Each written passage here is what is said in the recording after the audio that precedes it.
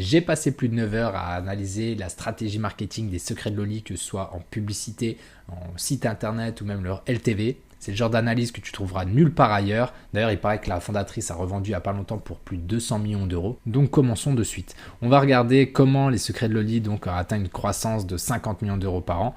On va voir que ce guide il va nous permettre de comprendre comment ils dominent leur marché, parce que c'est un marché quand même qui est assez concurrentiel, mais ils ont une certaine autorité et un tunnel d'acquisition très très simple, donc étonnamment simple même.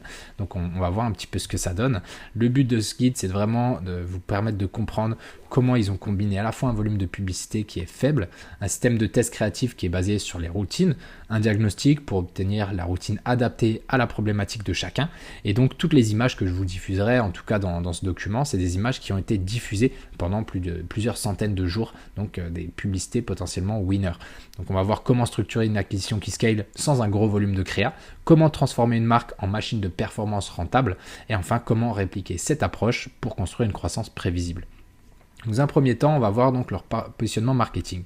Donc ce qu'ils font aujourd'hui, c'est ils vont pas vendre simplement des soins capillaires. Donc eux, ils vont vraiment vendre l'empowerment capillaire. Donc c'est le fait d'être fier de porter des cheveux naturels avec des produits qui sont enfin adaptés. Parce que pendant longtemps, les femmes, surtout les femmes avec des cheveux texturés, n'étaient pas vraiment bien à leur place dans leur société avec des énormes afros, etc. Ils étaient souvent obligés de se lisser les cheveux et ça leur faisait plus de mal qu'autre chose. Aujourd'hui, leur message est vraiment construit pour donner confiance à ces fans-là, assumer leurs cheveux pour que les gens l'achètent. Leur message, c'est construit vraiment pour donner confiance avant de vendre, parce que le marché capillaire, il est assez saturé aujourd'hui de produits, mais la plupart, il manque quelque chose, c'est la clarté, c'est-à-dire savoir exactement quel produit utiliser, pour quelle problématique, etc. Eux, ils vont vendre vraiment la routine idéale avec la bonne combinaison et surtout la bonne méthode. Donc comment ils font ? Déjà, dans un premier temps, ils mettent en avant pas seulement leurs produits, ils mettent pas leurs produits, mais vraiment la routine. Donc la promesse, c'est jamais, tiens, t'as les cheveux secs, voici un shampoing, c'est la promesse, c'est voici la routine parfaite pour tes cheveux. Donc on peut le voir ici, par exemple, l'objectif, redonner aux cheveux naturels toute sa puissance à travers une routine idéale. C'est assez simple à comprendre.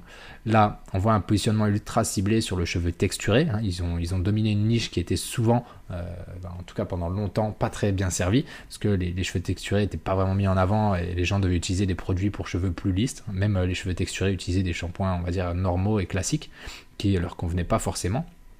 Ensuite, ils ont fait une éducation massive du marché.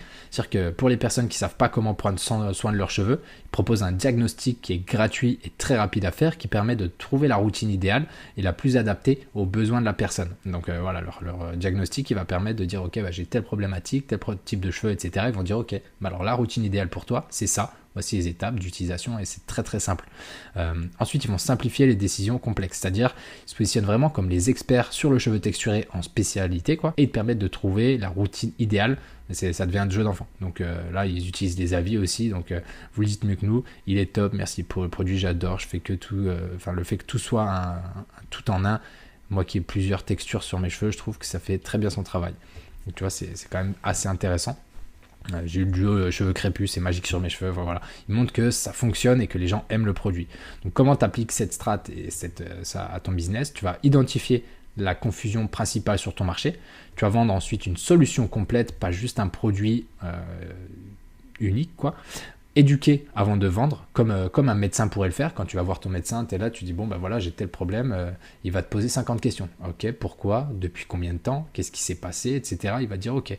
Et ben voilà ce que tu dois prendre, je te fais un document, tu vas à la pharmacie, tu achètes tes médicaments, là c'est pareil, ils te posent des questions, tu réponds ce que tu as, ils disent voilà, je sais ce que tu as, voici la solution idéale. Tu te poses pas 50 questions, ça simplifie la décision d'achat, et derrière tu peux accélérer. Donc là le message, pas besoin d'être original, il doit juste être répétable, rentable et compréhensible en 3 secondes. Vraiment, il faut qu'on se mette en tête qu'on parle à des enfants et qu'il faut que ce soit très très clair et éviter les mots un peu complexes. D'ailleurs, je m'appelle Kylian Labassi, je suis le fondateur de Betterfly. Donc mon agence est une agence d'acquisition. Donc nous, on s'occupe à la fois de la partie créa et de la partie gestion des campagnes. Donc pour la partie créa, on va s'occuper des statiques. Donc par exemple, la création de visuels publicitaires. On va aussi s'occuper de la rédaction des scripts pour les vidéos publicitaires, de faire leur montage et ensuite de gérer les campagnes sur les différentes régies. Donc Meta, Google, TikTok, Snapchat, etc. Donc le but, c'est vraiment d'arriver comme un partenaire de croissance pour l'entreprise et de pouvoir vous emmener donc sur une croissance qui va être rentable surtout. Donc ensuite, on revient à nos moutons sur la partie stratégie créative. Qu'est-ce qu'ils font? Donc, eux, contrairement à d'autres marques qui vont avoir des tailles similaires, donc plusieurs dizaines de millions d'euros par an, ils vont pas chercher à diffuser un énorme volume, ils vont avoir un tunnel d'acquisition qui est précis et qui est optimisé pour convertir. C'est-à-dire, ils vont avoir des UGC, donc les UGC avec le type de cheveux recherché, comme on peut voir ici.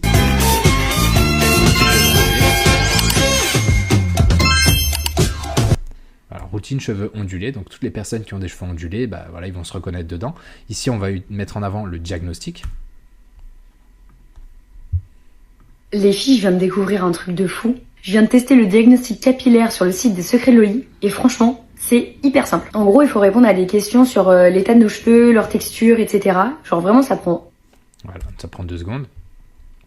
Ensuite, ils vont avoir donc le diagnostic, comme je disais, pour utiliser un maximum de créateurs, varier les personas, que ce soit texture, crépus, bouclés, frisés, etc. Et enfin, ils vont avoir donc des avant-après, ils vont montrer les résultats. Donc l'objectif de ces publicités, c'est tout simple, c'est de montrer l'état potentiellement avant et après, donc beaucoup plus soigné. Et avec la proposition de valeur ici, retrouver des cheveux en pleine santé avec la routine, donc hyper simple. Et enfin, là, comme on peut le voir, plusieurs dizaines de publicités. D'habitude, à ce niveau-là, c'est plusieurs centaines, voire plusieurs milliers de publicités actives. Donc, c'est hyper intéressant parce que toutes les publicités couvrent du coup 3 points. La première, c'est les routines.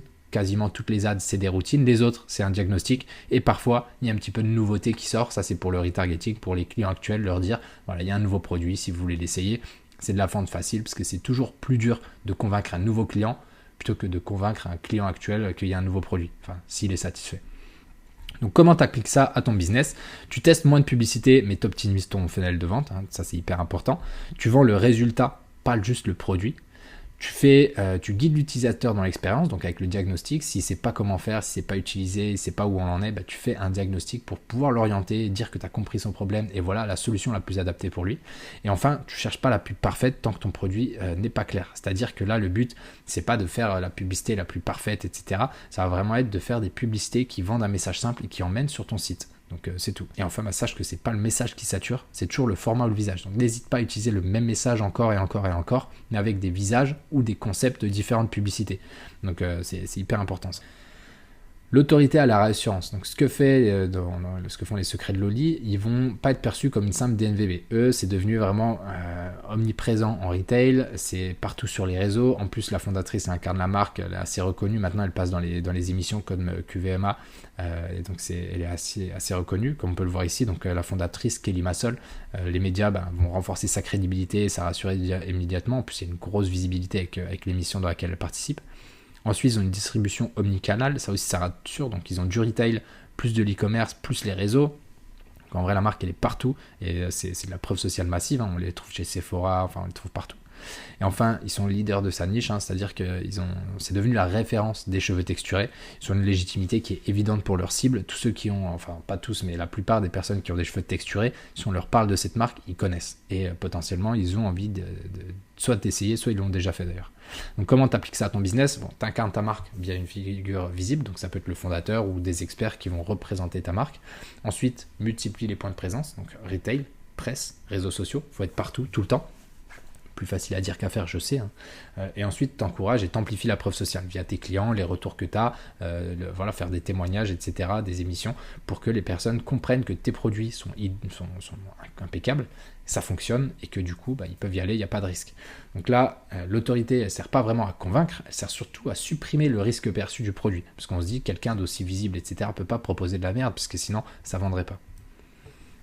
Ensuite, comment ils optimisent les conversions?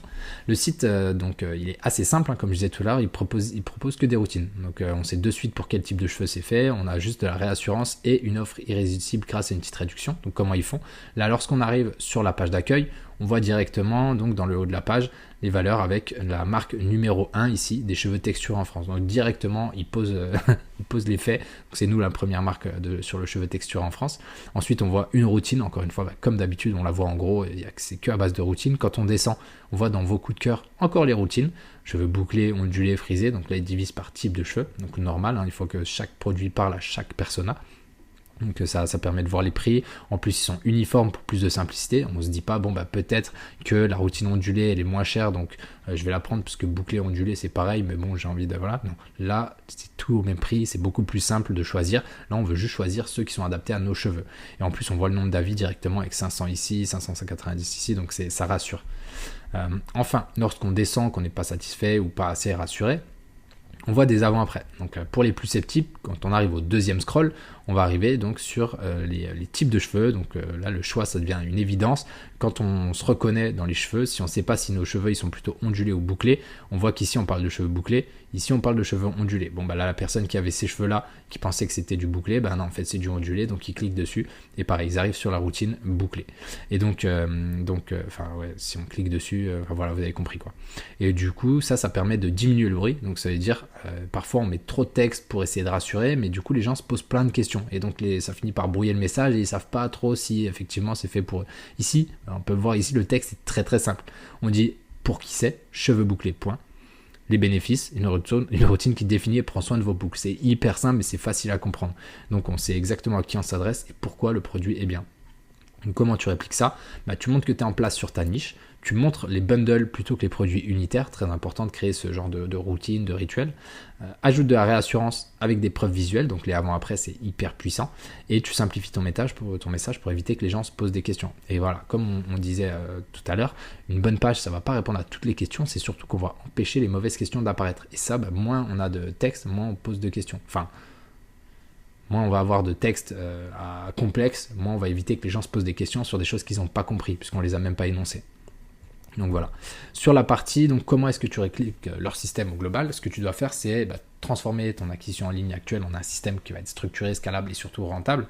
Donc on va s'inspirer de leur stratégie là, avec le message, créa, confiance, conversion qui fonctionnent tous ensemble. Donc la première phase, c'est la fondation stratégique. Donc déjà, tu clarifies ton positionnement, tu vends une routine, une solution complète, pas un produit isolé. Tu vas identifier la confusion principale du marché, donc quel est le problème que personne ne simplifie. Tu vas créer un outil de diagnostic quiz qui va guider vers la bonne offre un petit peu, tu vas te positionner en docteur un petit peu. Tu vas ensembler tes preuves, donc médias, avis, distribution, fondateur, etc. Aligner ads, diagnostic, routine, offre, que voilà, tout taille vers le même produit, ou en tout cas le même type de produit. Et surtout, tu définis ton coût d'acquisition par nouveau client pour être rentable et ta LTV, pour voir à combien tu peux payer un client, est-ce que tu cuts quelque chose ou pas quand ça tourne. Ensuite, machine créative. L'UGC, c'est ciblé par persona, c'est-à-dire qu'une personne qui incarne ta marque, elle va parler à quelqu'un. Moi, avec des cheveux longs, si je veux parler à quelqu'un qui a des cheveux courts, il va peut-être moins me considérer, alors que potentiellement je pourrais. Mais c'est juste physique, les gens ils aiment bien écouter les personnes qui leur ressemblent. Donc plus tu vas avoir de personnes différentes, plus tu vas avoir de potentiels messages qui vont être diffusés. Donc c'est pour ça, un visage, c'est un type de client. Les avant-après comme preuve de résultat, c'est très important. Des pubs qui renvoient vers le diagnostic, pas vers le produit. Donc voilà, évite d'aller sur du produit simple, soit vers des routines, soit un diagnostic qui renverra vers des routines. Pas beaucoup de volume, mais une cohérence maximale entre routine et diagnostic. Ça reprend un peu la phrase d'avant. Teste des angles au maximal par besoin des clients, pas par produit, encore une fois. Ne dis pas, est-ce que tu veux te laver les cheveux, tiens un shampoing. C'est, est-ce que tes cheveux sont tellement secs que ça casse quand tu mets un coup de peigne. Voici notre shampoing fortifiant, par exemple. En phase 3, tu scales par la rétention, parce que ça c'est hyper important d'avoir du réachat. Donc tes routines, c'est tes offres principales, c'est ça qui va augmenter ton panier moyen, donc l'AOV. Ton programme de fidélité va transformer des acheteuses ponctuelles en acheteuses récurrentes, et ça va te faire gagner en fait en LTV sur le long terme. Ton post-achat, donc tu vas éduquer, faire des tutos, montrer la continuité de l'usage, pourquoi est-ce que c'est bien, par exemple montrer des résultats à 30, 60, 90 jours. Tes CRM, c'est des séquences email pour réactiver et upseller les clients qui sont endormis. Si on a envoyé une routine et qu'elle est censée durer, je sais pas, un mois et demi, au bout d'un mois et demi, s'ils n'ont pas acheté, il faut envoyer des emails.